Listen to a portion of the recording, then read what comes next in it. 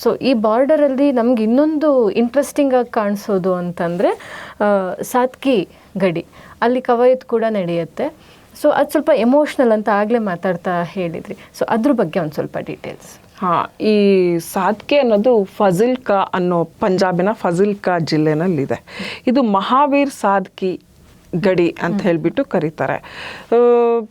ಅಲ್ಲಿ ಪಾಕಿಸ್ತಾನದ ಆ ಕಡೆ ಗಡಿಯಲ್ಲೂ ನಡೆಯುತ್ತೆ, ಈ ಕಡೆ ಗಡಿಯಲ್ಲೂ ಜಂಟಿ ಕವಾಯತ್ತು ನಡೆಯುತ್ತೆ. ದಿನ ಸಂಜೆ 6 ಗಂಟೆಗೆ ಸರಿಯಾಗಿ ನಡೆಯುತ್ತೆ. BSF ಯೋಧರು ಇಲ್ಲೂ ಮಾಡ್ತಾರೆ, ಅಲ್ಲೂ ಮಾಡ್ತಾರೆ. ಇದೆಲ್ಲ ಹೌದು, ಕವಾಯತ್ ನಡೆಯುತ್ತೆ, ಬಾವುಟ ಇಳಿಸ್ತಾರೆ, ಅದನ್ನು ಮಾಡಿಸ್ತಾರೆ, ಎಲ್ಲ ಆಗುತ್ತೆ. ಅದರ ನಂತರ ಇಲ್ಲಿ ಒಂದು ವಿಶೇಷ ಏನಪ್ಪ ಅಂತ ಹೇಳಿದ್ರೆ, ನೀವು ಈ ಚಲನಚಿತ್ರಗಳಲ್ಲಿ ನೋಡಿದಿರಿ, ಈ 2 ದೇಶಗಳ ನಡುವೆ ಬೇರ್ಪಡೆಯೋದಕ್ಕೆ ಒಂದು ತಂತಿ ಬೇಲಿ ಹಾಕಿರ್ತಾರೆ.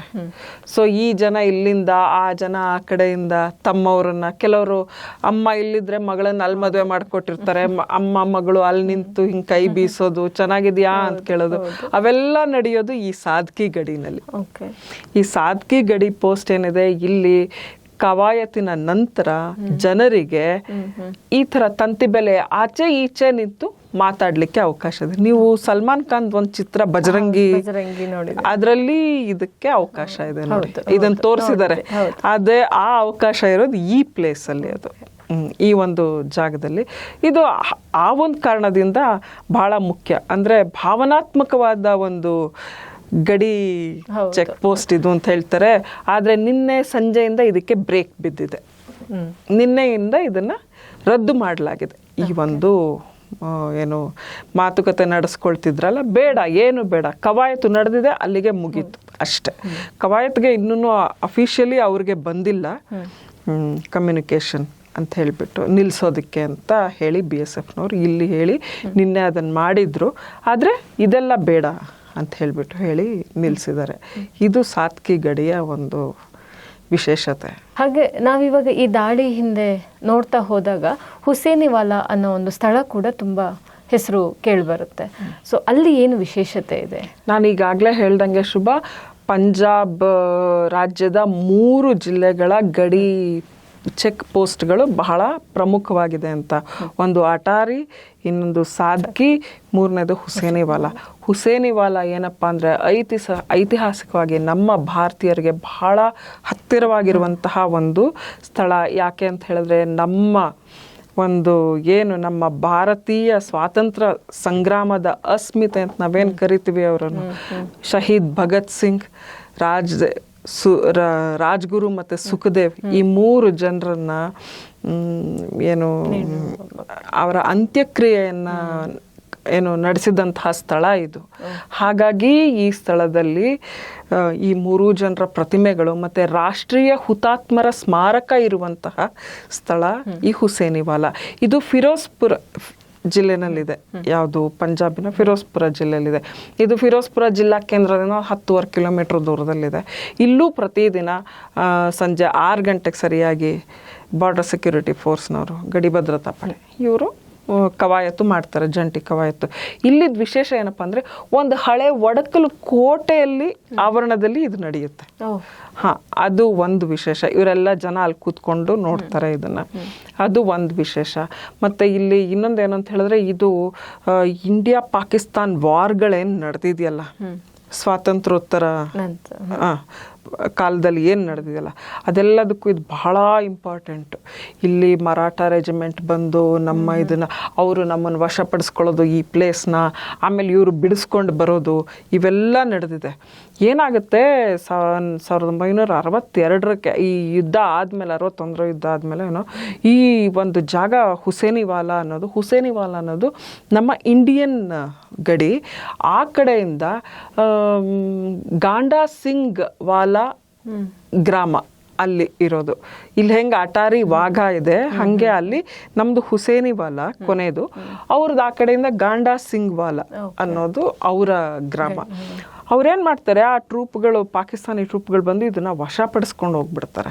ಆವಾಗ 1962ನಲ್ಲಿ ಏನು ಒಡಂಬಡಿಕೆ ಆಗುತ್ತೆ, ಆವಾಗ ಅವ್ರು ಹೇಳ್ತಾರೆ, ನಮಗೆ ಇದು ಭಗತ್ ಸಿಂಗ್ ಒಂದು ಹುತಾತ್ಮರಾಗಿರುವಂಥ ಇದೆಲ್ಲ ಅಂತ್ಯಕ್ರಿಯೆ ನೆರವೇರಿರುವಂಥ ಸ್ಥಳ. ನಮಗೆ ಇದು ಭಾರತಕ್ಕೆ, ಅವ್ರಿಗಿಲ್ಲ ಬಿಡಿ, ಅವ್ರಿಗೆ ಸ್ವಾತಂತ್ರ್ಯ ಯಾವ ಮೂಲಕ ಬಂತು ಅನ್ನೋದು ಅವ್ರಿಗೇನು ಅದ್ರ ಬಗ್ಗೆ ಇದಿಲ್ಲ, ಹಿರಿಮೆ ಅವ್ರಿಗೇನು ಅದು ಗೊತ್ತಿಲ್ಲ. ಆದರೆ ನಮಗೆ ಭಾರತೀಯರಿಗೆ ಇದು ಭಾಳ ಮುಖ್ಯ. ಹಾಗಾಗಿ ನಮ್ಮ ಭಾರತ ಸರ್ಕಾರ ಅವ್ರ ಜೊತೆ ನೆಗೋಷಿಯೇಟ್ ಮಾಡಿ ನಾವು 12 ಹಳ್ಳಿಗಳನ್ನು ಅವ್ರಿಗೆ ಕೊಡ್ತೀವಿ, ಕೊಟ್ಟು ಇದನ್ನು ಬಿಡಿಸ್ಕೊಳ್ತೀವಿ. ಹಾಗಾಗಿ ಹುಸೇನಿವಾಲಾ ಚಾರಿತ್ರಿಕವಾಗಿ ಭಾರತೀಯ ಒಂದು ಸ್ವಾತಂತ್ರ್ಯ ಸಂಗ್ರಾಮ ಇರ್ಬೋದು, ಭಾರತ ಪಾಕಿಸ್ತಾನ್ ವಾರ್ನ ಒಂದು ವಿಷಯದಲ್ಲಿರ್ಬೋದು, ಭಾಳ ಇಂಪಾರ್ಟೆಂಟ್ ಪ್ಲೇಸನ್ನು, ಮತ್ತೀಗ ಅದಕ್ಕೇ ಅಲ್ಲಿ ರಾಷ್ಟ್ರೀಯ ಸ್ಮಾರಕವನ್ನು ಕೇಂದ್ರವನ್ನು ನಿರ್ಮಿಸಲಾಗಿದೆ. ಹಾಗಾಗಿ ಈ 3 ಗಡಿ ಕೇಂದ್ರಗಳೇನಿದೆ, ಚೆಕ್ ಪೋಸ್ಟ್ಗಳೇನಿದೆ, ಇದು ಭಾರತದ ಒಂದು ದೈನಂದಿನ ಜೀವನ, ಪ್ರವಾಸಿ ತಾಣ ಇರ್ಬೋದು, ಭಾವನಾತ್ಮಕವಾಗಿರ್ಬೋದು, ವ್ಯಾಪಾರ ವಹಿವಾಟು, ವಾಣಿಜ್ಯ ವಹಿವಾಟಿಗಿರ್ಬೋದು, ಎಲ್ಲದಕ್ಕೂ ಬಹಳ ಇಂಪಾರ್ಟೆಂಟ್. ಇದರಲ್ಲಿ ಸಾದ್ಕಿನಲ್ಲಿ ಅಂತ ಅಂದ್ಕೊಳ್ತೀನಿ ನಾನು, 1947ವರೆಗೂ ಇಲ್ಲಿಂದ ಅಫ್ಘಾನಿಸ್ತಾನಿಂದ ಇಲ್ಲಿಗೆ ಬರ್ತಾ ಇದ್ದಿದ್ದು ಅಂಗೂರ ಅಲ್ಲಿಂದನೇ. ನಾನು ಈಗಾಗಲೇ ಹೇಳಿದೆ 1962ರವರೆಗೂ ಈ ಪ್ರದೇಶ ಪಾಕ್ ವಶದಲ್ಲಿತ್ತು, ಅವ್ರು ಬಂದು ನಮ್ಮ ವಶಪಡಿಸ್ಕೊಂಡು ಹೋಗಿದ್ರು ಅಂಥೇಳಿ. ಆಗ ಭಾರತದ ಸರ್ಕಾರ ಇಲ್ಲ, ಇದು ನಮ್ಮ ಒಂದು ಶಹೀದ್ ಭಗತ್ ಸಿಂಗ್, ರಾಜ್ಗುರು ಹಾಗೂ ಸುಖದೇವ್ ಅವರ ಒಂದು ಅಂತ್ಯಕ್ರಿಯೆ ನೆರವೇರಿರುವಂಥ ಸ್ಥಳ, ಇದು ನಮ್ಮ ಭಾರತದಲ್ಲಿರಬೇಕು ಅಂತ ಹೇಳಿಬಿಟ್ಟು ಇವರು ಅದಕ್ಕೆ ಪ್ರತಿಯಾಗಿ 12 ಹಳ್ಳಿಗಳನ್ನು ಕೊಟ್ಟು ಈ ಸ್ಥಳವನ್ನು ನಾವು ಪಡ್ಕೋತೀವಿ. ವಾಪಸ್ ಪಡ್ಕೊಂಡ್ಮೇಲೆ ಇಲ್ಲಿ ನಾವು ನಮ್ಮ ಶಹೀದ್ಗಳ ಒಂದು ಇದನ್ನು, ಪ್ರತಿಮೆಗಳನ್ನು, ಪುತ್ಥಳಿಗಳನ್ನು ಸ್ಥಾಪಿಸ್ತೀವಿ. ಆದರೆ ಅವರೆಂಥ ದುರಾತ್ಮರು ಅಂತ ಹೇಳಿದ್ರೆ ಪಾಕಿಸ್ತಾನದ ಆರ್ಮಿ ಅವರು ಮತ್ತೆ ನೆಕ್ಸ್ಟ್ ಬರ್ತಾರಲ್ಲ ಯುದ್ಧಕ್ಕೆ 1970ನಲ್ಲಿ ಬಂದಾಗ ಆ ಪ್ರತಿಮೆಗಳನ್ನೆಲ್ಲ ಕಿತ್ಕೊಂಡು ಹೋಗಿದ್ದಾರೆ. ಇವತ್ತಿಗೂ ಅದನ್ನು ನಮಗೆ ಹಿಂದಿರುಗಿಸಿಲ್ಲ, ತೊಗೊಂಡು ಹೋಗಿ ಇಟ್ಕೊಂಡಿದ್ದಾರೆ ಅವರು. ಅವರಿಗೆ ಅದರ ಬೆಲೆನೂ ಗೊತ್ತಿಲ್ಲ, ನಮ್ಮ ಒಂದು ಇದು ಗೊತ್ತಿಲ್ಲ. ಆಮೇಲೆ ಇದು ಕ್ರಾಸ್ ಬಾರ್ಡರ್ ಏನು ಪಾಯಿಂಟ್ ಆಗಿತ್ತು ಮುಂಚೆ, ಗಡಿ ಸಂಚಾರ ಹೋಗ್ತಾ ಇತ್ತು ಆ ಕಡೆ ಈ ಕಡೆ. ಇಲ್ಲೂ ಏನು ವಾಣಿಜ್ಯ ಇದು ನಡೀತಿತ್ತು. ಅಂದರೆ ಇಲ್ಲಿಂದ ಕಂಧಾರಿಂದ ದ್ರಾಕ್ಷಿನೆಲ್ಲ ನಾವು ಅಲ್ಲಿಂದ ಈ ಹುಸೇನಿವಾಲಾ ಮೂಲಕ ತೊಗೊಂಡು ಬರ್ತಾ ಇದ್ವಿ, ಏನು ಆಮದು ಮಾಡ್ಕೋತಾ ಇದ್ವಿ. ಆಮೇಲೆ ಏನಾಗುತ್ತೆ, ಈ ಯಾವಾಗ 1947ನಲ್ಲಿ ಇದಾಯಿತು, ಇದನ್ನು ಬಂದ್ ಮಾಡಿ ಕೇವಲ ಅಟಾರಿನಲ್ಲೇ ನಡಿಬೇಕು ಅಂತ ಹೇಳಿಬಿಟ್ಟು ನಾವು ಇದನ್ನು ಆಮೇಲೆ ಒಂದು ನಿಯಮನ ಜಾರಿಗೆ ತರ್ತೀವಿ. ಹಾಗಾಗಿ ಈ ಗಡಿನ ಬಂದ್ ಮಾಡಲಾಯಿತು. ಕೇವಲ ಇದನ್ನು 1970ವರೆಗೂ ಇಲ್ಲೇನು ಕವಾಯತು ಎಲ್ಲ ಇರಲಿಲ್ಲ.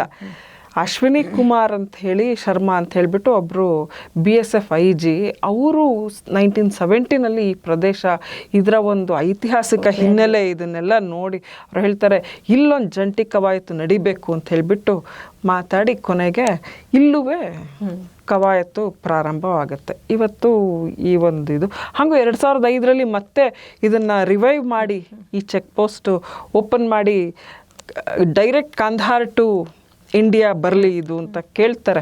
ಆದರೆ ಯಾಕೋ ಭಾರತ ಸರ್ಕಾರ ಇನ್ನೂ ಅದನ್ನು ತೆರೆಯೋ ಮನಸ್ಸು ಮಾಡಲಿಲ್ಲ. ಬಹುಶಃ ಒಳ್ಳೆಯದಕ್ಕೆ ಇರ್ಬೋದು ಅದು, ನಾನು ಅದೇ ಅನ್ಕೊಂಡೆ ಅಂತ ಅನಿಸುತ್ತೆ. ಹೌದು, ನೀವು ಹೇಳ್ದಂಗೆ ಪಾಕಿಸ್ತಾನಿಗಳಿಗೆ ದೇಶಭಕ್ತಿಗಿಂತ ಅವರಿಗೆ ಧರ್ಮಭಕ್ತಿ ಜಾಸ್ತಿ. ಹೌದು, ನಮಗೆ ಹಾಗಲ್ಲ, ನಮಗೆ ದೇಶನೇ ದೊಡ್ಡದು, ನಮ್ಮ ಧರ್ಮವೂ ದೊಡ್ಡದೇ. ಹಾಗಾಗಿ ನಾವೆಲ್ಲರೂ ಕೂಡ ಧರ್ಮದ ಜೊತೆಗೆ ದೇಶ ರಕ್ಷಣೆಯನ್ನು ಮಾಡ್ತಾ ಇರೋಣ. ಹಾಗೆ ಇನ್ನಷ್ಟು ಮಕ್ಕದಷ್ಟು ಚರ್ಚೆಗಳನ್ನು ಇದ್ರ ಬಗ್ಗೆ ನಡೆಸೋಣ ಮುಂದಿನ ಸಂಚಿಕೆಯಲ್ಲಿ. ನಮಸ್ಕಾರ.